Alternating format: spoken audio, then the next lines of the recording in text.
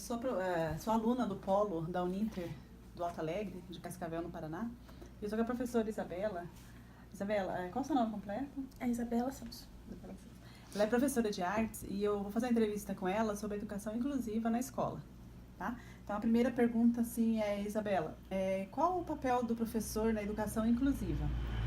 Como funciona a aprendizagem desses alunos? Dentro da sala inclusiva, a gente considera os conteúdos com objetivo de aprendizagem. Alguns deles são modificados conforme a deficiência do aluno. Sim. E o professor é que assume a função de mediar esse processo, que é o processo de conteúdos para cada tipo de aluno. O papel do educador, então, é interferir nas atividades que o aluno propõe para ele, ajudando e interferindo para ver até onde ele consegue ir, qual a autonomia dele, para poder dar para poder ver o que ele consegue desenvolver sozinho, no caso. Sim. Aí a nossa segunda pergunta as turmas que têm alunos com deficiência devem ser menores, professora? Sim. É muito melhor que elas sejam menores, com um grupo menor de alunos, porque mesmo sem inclusão dentro de uma sala de aula, uma turma menor ela favorece pra gente um melhor aprendizado e ela também faz com que a gente consiga perceber as necessidades de cada aluno e as habilidades de cada aluno. Sim. Então, uma turma inclusiva que às vezes tem 2 alunos inclusivos tem que ter um número bem menor de crianças pra gente conseguir dar maior atenção a eles. Uhum. Só que cada aluno incluso tem uma PAP. Sim. A PAP é uma professora auxiliar que fica com ele, faz tudo com ele, vai pro lanche, recreio, tudo, fica o tempo inteiro com ele, sabe todas as dificuldades dele, é estudada pro caso dele. Sim. Ela fica o tempo todo com ele, então ela ajuda bastante. A gente tá dando nossa aula e ela vai fazendo auxiliando, dando apoio a ele o tempo todo. Interessante, né? Tá, mas a nossa terceira pergunta, a gente quer saber assim, quantos alunos com deficiência pode ser colocado na mesma sala de aula? Não tem um número para isso. Tem turmas que tem 2, 3 alunos, até 4 alunos, tem turma que não tem nenhum. Então depende da idade, depende da turma mesmo. Mas na sua opinião, é melhor mais alunos ou menos alunos inclusive dentro da sala de aula para trabalhar? Depende, se eles tiverem a mesma deficiência, é melhor que fiquem todos na mesma sala. Não reparar, por exemplo, no nono ano, que cada um deles tem um deficiente com a mesma deficiência, aí eu prefiro que seja os 3 numa sala só, num nono ano só. Ok. A nossa quarta pergunta é o seguinte, os alunos inclusos, eles aprendem mesmo? Sim, eles sempre têm avanços, seja qual for a deficiência, eles sempre têm um avanço. Os surdos e os cegos, por exemplo, eles podem desenvolver a linguagem e o pensamento conceitual.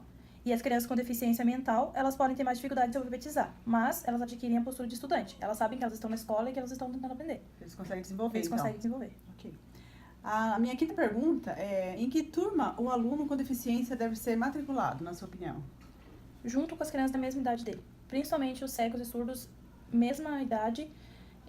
Se tiver doença mental, dependendo da doença, um síndrome de Down ou algo assim, se ele se sentir uma criança mais inferior, uma criança que precise estar com crianças mais inferiores a ele, aí beleza, ele pode estar com a outra turma, mas na mesma idade é o que a gente sempre faz. É melhor sempre a mesma idade estar junto, então. Exatamente.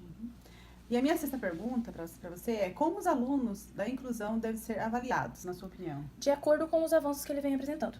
Como a minha matéria é artes, muitos deles desenvolvem muito o bidimensional, a pintura, o desenho, eles conseguem desenvolver bastante.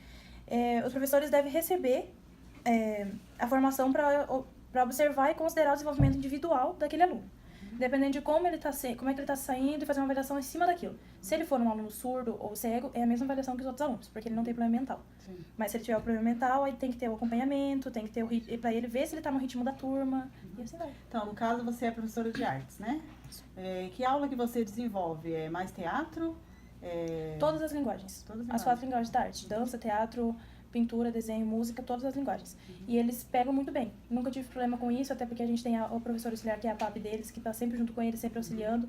Se tem alguma atividade que às vezes eles têm surto também. Alunos com deficiência, eles têm surtos e por isso que essa PAP está ali. Se ele tiver um surto, ela tira ele da sala, conversa com ele, acalma ele, dá remédio. O que for preciso, ela está ali para estar auxiliando ele. Então, e os que eles mais gostam é música. Eles adoram música. Sim. E assim, nas outras matérias vão bem também, como em artes. Se envolve em todas as matérias. Sim, eu acho que a minha ainda é um pouco mais fácil, porque a você consegue desenvolver, estimular a criatividade deles através da arte. Então é uma coisa mais fácil.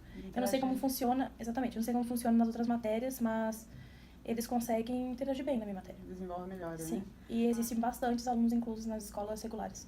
Que bom. Isso inclui também escola particular e escola do município, sim. né? Todas elas têm PAP e é isso aí. Todas têm. Obrigada, tá, professora, pela sua disponibilidade, tá? Obrigada a você. Eu agradeço. Esse é meu vídeo.